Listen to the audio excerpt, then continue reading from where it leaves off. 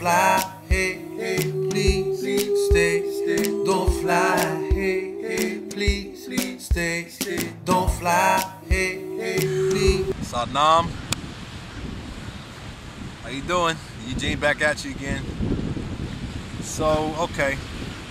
This video's gonna be about my ayahuasca experience that I had when we went to Peru these last couple weeks. Oh my God.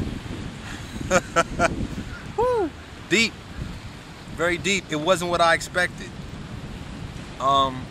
Before this, I've smoked a lot of herb. I ain't gonna front. I smoked a lot of herb before, drank a little bit. I'm not too much of a drinker, you know what I'm saying? But now that I'm a nam yogi, and I work with breath, and I'm working with detoxifying and strengthening my nervous system, and really just working on my soul. Like, I don't do it, I don't do all that stuff a lot. You know what I'm saying? I do it all in moderation. You know what I mean?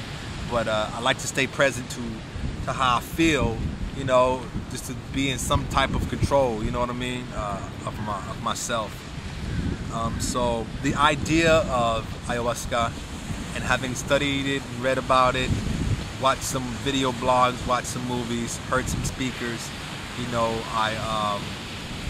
I talked to my soul, I talked to my ancestors, my guardian angels, everybody, the whole list of people, and I'm like, if this is for me to do, let me know.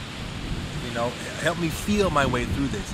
And it was a yes for me, it was a yes for me. So I just decided I'm going for it. You know what I mean? I'm gonna go. If I am gonna do it, I'm not doing it in Miami. I'm not gonna do it in LA. I ain't finna do it in New York, somebody's front room. You know what I'm saying? I'm finna go to Peru in the middle of the friggin' beautiful mountainscapes in a beautiful temple, and do it like that. Do it with shamans that have been doing this for years, and really, like, do it right. You know what I'm saying? Make an experience out of it. You know what I mean? That's exactly what happened, So the first ayahuasca ceremony was after, a couple of days, like a good amount of days of going to different temples and doing meditations and having amazing experiences. Yeah, it was deep, it was deep. I was already kind of like affected by just the trip in general and the things that we were doing. So that was very interesting, but I knew I had to go do it, I couldn't cop out, so I was like, okay, let's check out the ayahuasca. So the first experience, you're sitting, the temple was beautiful, it was a circle, it's like a hut, but like nice, you know what I'm saying, like enclosure hut, not even a hut, like a building, you know what I'm saying, with a circle. The room was circular, and you had like, little cushions and stuff around in the circle. Could fit probably around 35 people, 40 people maybe. It fit about that the second ceremony, but the first ceremony was just our group and maybe 3 other ayahuasqueros that have done it for a long time. So the first ceremony was a majority of newcomers, I being one of them as well. So we're in there, right? And it's a beautiful shaman, Nicola, and his beautiful wife, Veronica, that were facilitating the experience.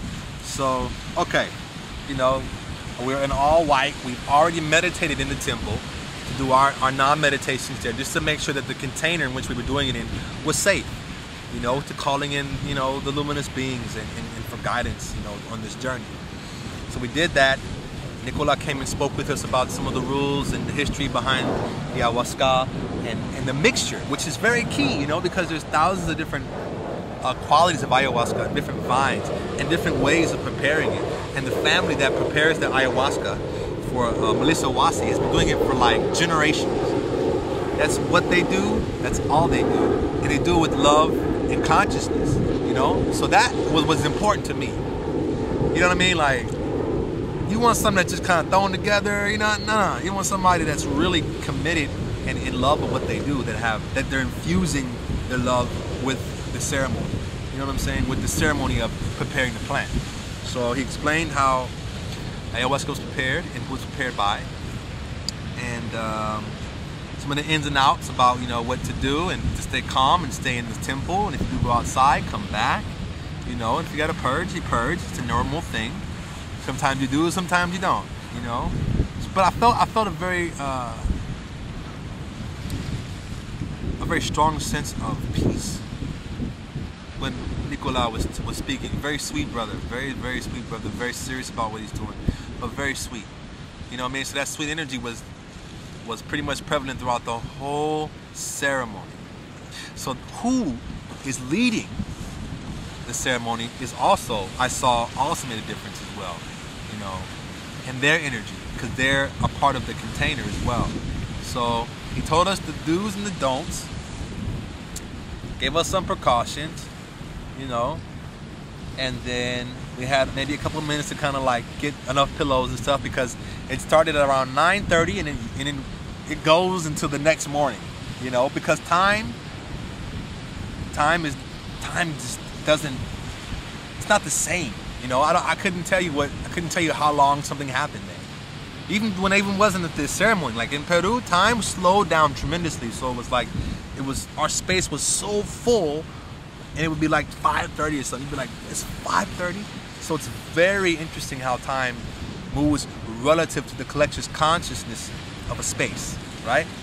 So the journey begins, right? And he calls everybody up. You know, I'm sitting right next to him. It's Maria and then me, right? And then the Ayahuasquero, the shaman's right there. Because I'm like, listen, dude, this is my first time. I'm watching everything you do. You know what I'm saying? Like, what are you lighting up over there? Like, what are you pouring it out of? Is it clean? You know, I'm kind of like, you know, hey, man, I don't play. So I sat next to the shaman. He was fine. He was so beautiful. He was fine, right? Okay, so the beauty of this is I went second to last. So I got a chance to watch as everybody went up, you know, did their thing and their reactions. So I'm like watching the reactions of everybody, and I'm like, oh no. Everybody's like, oh, you know, like it's nasty or something. So I'm like, oh, it's gonna taste like crap. But hey, I eat raw ginger, or I eat like apple cider vinegar, like crazy spirulina. So I mean, I've tasted some pretty disgusting things, like some bad tasting stuff. So I was kind of like, damn, it's gonna be nasty. Then I was like, I've tasted worse, maybe. We'll see, right? It's gonna taste like crap. Anyway, okay, so it's my turn. So I go up, right? And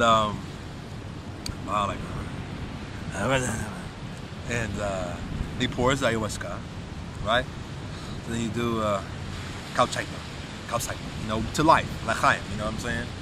For the homies, you know, like whatever you want to say, but to life, to dedicate the drink to life. But you've got to hold yourself in a place of peace and have an intention. You just don't drink it and then trip out. It's not like that. You have to have an intention, because it's a plant. It's a living plant. It's a root.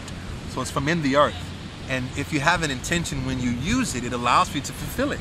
If you have an intention when you do ayahuasca, you'll get that intention very clear. If you don't, you'll just have an experience. So it's really key, and he said this, to have an intention around it. If you're choosing to do this, please know what your intention is and state it silently in your heart before you then partake. That's what I did. Boom. So I took it, and it wasn't that bad. I thought it was going to taste like crap. It didn't taste bad at all.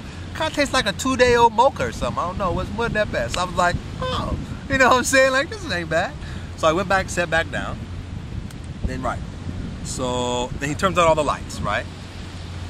And you sit and breathe. Now I'm a yogi therapist, so breathing's my thing. You know what I'm saying? Like breath work, that's what I do. So I'm sitting there and I'm breathing, you know, and I'm sitting and I'm being with the presence, and I don't feel anything, right? I don't feel anything at all. So I'm just sitting there in a meditation, and I'm talking to the plant, like, you know, Blessed Mother, you know, thank you for your wisdom. Please, I surrender to you. I'm your child. Guide me and show me what it is you need for me to see, so that I may serve you more. My intention was just to serve the earth more, to serve God more, to serve my fellow man more, you know, humans, everything, to serve life more. Show me how I can serve life more, because I'm intricately connected to all these life forms. So how can I serve myself through life, you know? So I'm sitting there, I'm doing the whole, you know, thing, and I'm talking to her, and I've been meditating and practicing and praying to her, which is what I do now. I pray after I do my sadhana, my meditations and stuff. I just send a prayer to Mother Earth, and I talk to her directly, which I think is very beneficial, you know, very healing. So, you know, I'm talking to Mother Earth, we're chit-chatting about some stuff, you know, and then one of the things that comes, you know, is nausea with it. So I started feeling a little nauseous, you know, so I was like, oh, I'm feeling nauseous. So I just repeated the mantra of just loving, surrendering the experience to the plant so that she could heal me. You know, I wasn't fighting it. I wasn't trying to do a specific breath technique that suppressed the nausea. I was actually just being with the feeling. I just wanted to be with the feeling and completely trust the process. So when I did that, I was just long, deep inhale, long, deep exhale, boom, it subsided. You know, there was waves of it and then it subsided, and then waves and it subsided. So it was really good. Please stay.